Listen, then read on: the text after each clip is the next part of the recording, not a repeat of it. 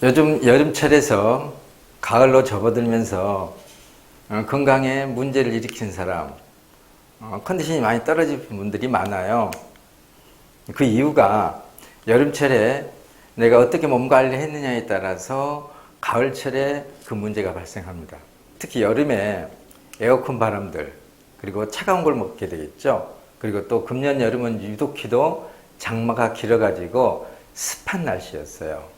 습하니까는 습도가 높아서 끈적끈적하니까는 에어컨을 또 틀게 되고, 어떤 금년 겨울의 어떤 문제 때문에 많은 분들이 가을에 접어들면서 여름이 끝나갈 무렵부터 각종 어떤 자가 면역 질환 내지는 원인을 알 수 없는 이런 문제들이 몸에 발생을 하는데, 이게 바로 여름철에 들어왔던 바로 냉기 때문에 그래요. 에어컨 바람은 일반 겨울철의 온도, 똑같은 온도일 때도 에어컨 바람과 겨울철의 그 찬 바람은 다릅니다. 왜 다르냐면은 이렇게 피부 표면이 있어요. 실내 온도가 23도시라고 해보세요.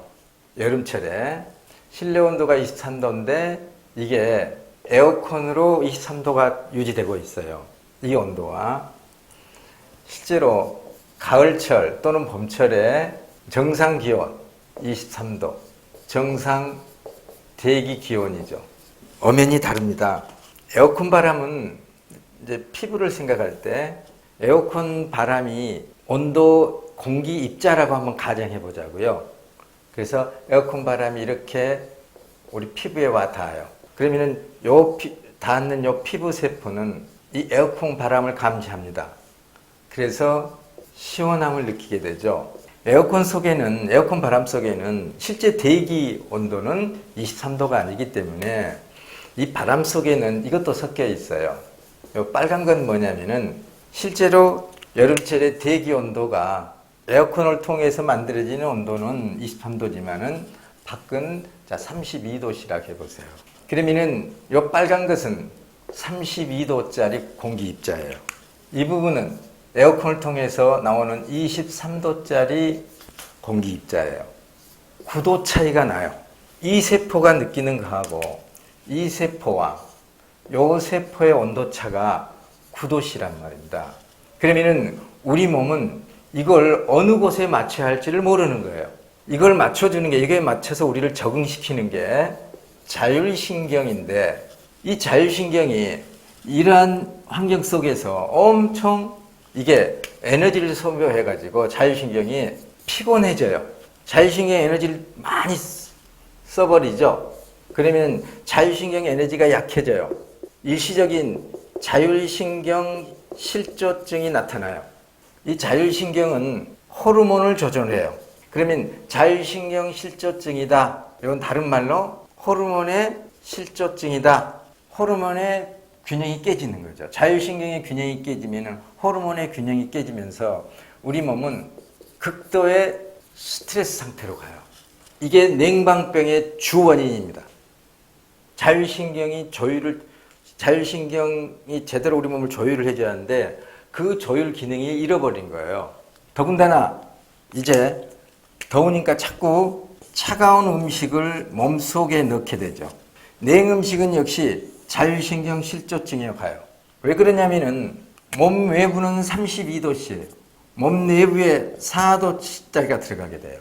그럼 우리 몸은 피부에서 감지되는 감각과 몸속에서 감지되는 온도, 요 감각, 요게 지나치게 차이가 나게 되는 거예요. 차라리 밖에 온도가 차가우면 모를까. 지나치게 해서 요게 대해서 우리 몸에 이 사이에서 뇌 자율신경 중추에 교란, 혼란이 일어나요. 이게 냉방병인 거예요. 여름철에 특히 더 심하죠.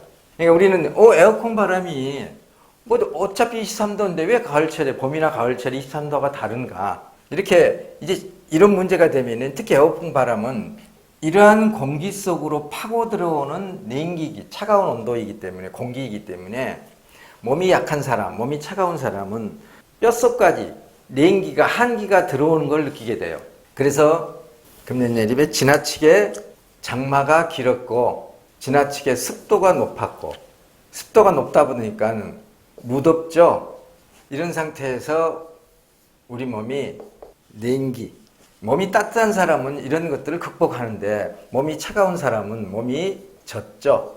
이 몸이 젖는 것, 이게 습병이고 이게 냉기죠. 이런 몸 상태, 겨울, 여름철에 이런 몸 상태를 했고 이제 가을이 들면서 우리 몸이 이것들을 회복시키기 위해서 어떤 증상을 나타내요. 그게 이제 가을철에 들면서 몸이 여기저기 아프게 되는 이유죠. 그러면 이때 몸이 이상하다고 또 병원에 가서 약으로 조절한다든지 그러면 또 문제가 심각해지죠. 병이 깊어져요. 지금 내 몸 상태가 이렇게 됐다. 그럼 어떻게 해결해야 되느냐? 젖은 몸을 말려야 돼요. 그래서 우리는 이렇게 하기 위해서 우리는 아침에 기상시에 해죽순 차를 마시게 되고 여기에 해죽순 차에 생강이나 강황 이것들을 타드시게 되면 더 좋아요. 이걸 65도에서 70도 정도로 해가지고 식혀가면서 10분 이내에 마시게 하는 겁니다. 약 300ml에서 500ml를 그래서 속을 데피는 거죠. 그러면 뱃속 온도가 3 내지 4도가 올라가요. 그러면서 몸이 차가운 사람 등줄기에서 어깨와 등줄기 뒷목 쪽에서 땀이 확 나오죠. 이 수분이 증발해 나가는 걸 밀어내는 거죠. 그리고 또 해주는 게 우리가 이렇게 하기 위해서 늘 주열을 해주게 되죠. 이제 이렇게 해도 몸이 약한 사람들은 썩 이게 빨리 회복이 안 된단 말입니다. 이러신 분들 지금쯤이면은요 어디로 가시냐면 이렇게 몸에 힘드신 분들은 숯가마에서 이렇게 옷을 입은 상태에서 땀복 입은 상태에서 땀을 흘리는 곳 그런 곳에 가가지고 천일염을 입에 빨아 드시면서 땀을 약 10분에서 15분 정도 아마 그 들어가서 한 30분 정도 되면은 땀이 나기 시작하겠죠. 그래서 땀 흘리기를 약 10분에서 15분 정도 땀을 흘려주란 말입니다. 그래서 젖은 몸을 좀 말려줘야 돼요. 이렇게 습을 빼줘야 됩니다. 수건이 잘 안 마른단 말입니다. 그러니까 어떻게 난로가에 놔둬야 습이 빠져나오듯이 우리 몸이 워낙 차가워져서 조건이 안 맞으니까 이제 어떻게 되냐면 차라리 이런 데 가가지고 우선 빼주라는 얘기입니다. 그렇다고 너무 길게 하면 안 되고 10분에서 15분 정도 땀을 뺀 다음에 가볍게 이렇게 샤워도 하지 말고요. 그대로 그냥 땀 뺀 다음에 수건으로 닦고 샤워하고 뜨거운 물로 샤워하고 들어가서 땀을 흘리고 수건으로 땀을 씻고서 그냥 샤워를 하지 말고 그냥 나오시는 거예요. 그래서 이제 저녁에 주무시기 전에 댁에 가셔서 이제 샤워를 하시면 되겠죠. 바로 즉시 샤워하지 마시고요. 이렇게 해서 지난 여름에 몸에 문제가 됐던 것을 환경이나 잘못된 습관으로 인해서 몸에 문제됐던 것을 가을철 건강관리에 활용하세요. 지금 이런 현상으로 고생하신 분들을 제가 많이 만나게 됩니다. 최근 들어. 그리고 이제 제가 당에 대해서 한번 말씀드려 볼게요. 당 하면은 탄수화물이 문제죠. 탄수화물은 다당류, 이것을 복합당이라고 그러죠. 그리고 단순당, 포도당, 과당을 얘기해요. 올리고당 얘기하는데 이 올리고당은 당 분자가 3개 이상인 것이 올리고당이에요. 똑같이 단맛은 나요. 그죠? 이것은 올리고당에서 이것은 유산균, 유익균의 먹이가 되고요. 이 단순당, 이들은 누가 좋아하느냐? 유해균이 좋아해요. 포도당이나 과당. 이런 단순당들이 우리 몸속에 단순당을 먹게 될 때는 먹는과 동시에 즉시 혈당을 높이게 되죠. 그러면은 췌장을 바로 자극하게 돼요. 인슐린이 급히 나와가지고 이것을 중성지방으로 합성시켜 버립니다. 그래서 지방세포에 나르게 하고 그 다음에 지방간을 만들어내요. 혈당이 높아지는 이 과정 속에서 당화혈색소가 만들어집니다. 이게 이제 혈관을 막게 되죠. 또 하나 이제 문제. 일반적으로 탄수화물을 섭취할 때 백미를 얘기 들죠. 백미 또는 밀가루. 이것들은 충분히 도정을 많이 했기 때문에 쉽게 단순당으로 변해요. 그러니까는 이런 백미나 밀가루 음식, 특히 밀가루 음식은 폭식을 하게 돼요. 순간적으로 많이 먹게 돼요. 씹지도 않고.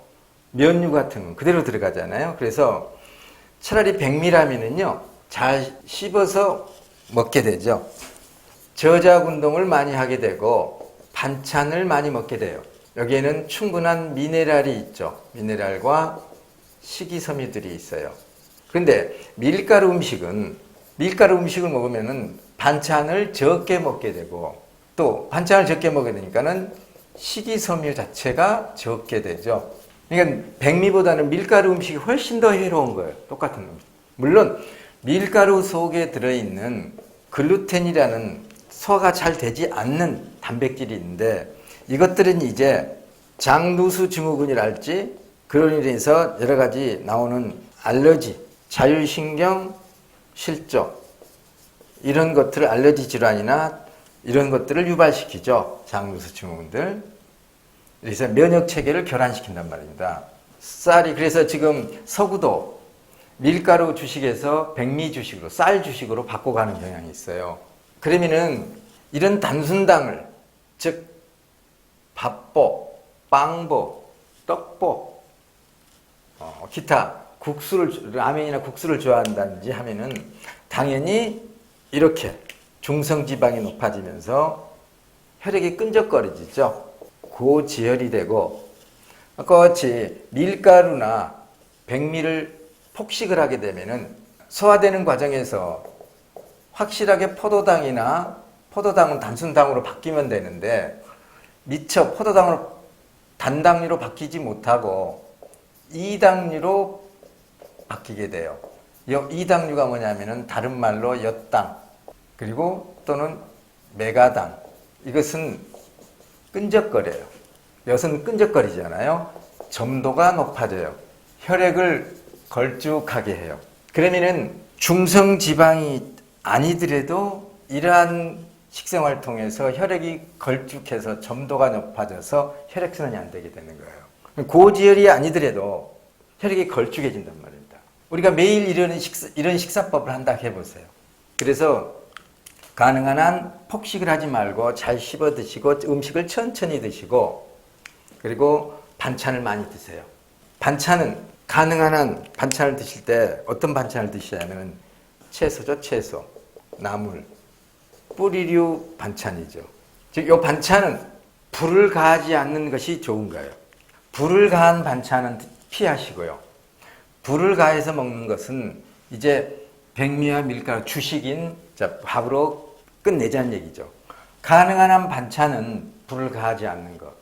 우리는 반찬을 먹을 때 풀들은 불을 가하지 않게 되죠. 나물 같은 거 약간 데치게 되고, 그리고 이제 고기류는, 특히 육류는 다 불로 가열한 거죠. 화식이 되는 거죠. 불로 가한, 특히 육류는 우리가 불을 가하지 않고는 잘 먹을 수 없기 때문에 어떤 음식이든 간에 열을 가해서 음식을 먹게 되면은 그 음식의 탄수화물, 지방, 단백질 성분이 다 변형이 돼요. 그리고 음식 속에 들어있는 산소가 많이 없어져 버립니다. 그리고 열을 가하는 과정에서 지방이나 이런 게 변형되면서 이것들이 우리 몸속에서 다시 분해되는 과정에서, 즉 소화되는 과정에서 활성산소가 많이 나와요. 이게 노화와 질병의 주범이죠. 음식 속에도 충분한 산소가 있어야 되는데 열을 가함으로써 산소가 다 빠져버리는 거예요. 그러면 우리 몸은 막대한 산소를 필요로 하게 해요, 혈액 속에. 그래서 화식을 하는 사람들은요, 식곤증이 더 빨리 오는 거예요. 그리고 졸리고 몸에 산소가 부족하니까. 생식을 하는 사람들은 식곤증이 없죠. 생식 위주로 하는 사람들은. 이처럼 반찬은 생식과 관련되는 생식 위주의 반찬을 하시라는 얘기입니다. 그렇다고 해서 당을 이렇게 단순당이나 이런 걸 해서 꼭 당뇨증이 오는 건 아니죠. 당연히 당이 높아지니까 높아진 당을 오줌으로 배출해야 되죠. 그 오줌으로 당이 배출되는 것을 당뇨증이라고 그러죠. 그래서 당뇨증은 병이 아니고, 당뇨는 병이 아니고 내 식생활이 잘못됐다는 것을 알려주는 지표죠. 근데 당뇨가 있다고 해가지고 식생활을 바꿀 생각은 않고 병원에서 약을 혈당 강화제를 넣는다든지 인슐린을 투여받는다든지 하면은 이건 근본을 무시한 처방법이 된단 말입니다. 그래서 당장 이걸 먹지 말고 저걸 먹지 말고 그런 게 내가 당뇨니까 이제 이렇게 조심해야지 아니라 평소에 식생활을 이렇게 주의를 하시라는 얘기입니다. 복합당 위주의 식생활을 하시고 그리고 반찬이라도 생식을 하시자는 얘기입니다. 단순당 식품을 피하고 그리고 정제된 이런 밀가루나 백미를 폭식하는 거, 과식, 폭식 이것들을 피하자는 얘기죠. 그렇게 되면은 자연스럽게 우리 몸은 원래대로 돌아가서 당이 넘쳐나지 않으니까 자연스럽게 오줌으로 당이 배출되지 않게 되는 거죠. 자, 그러면 이런 것들을 먹게 돼서 당뇨가 오느냐? 꼭 이것만 해서 당뇨가 오는 거 아니고 여러 가지 복합적인 요인들이죠.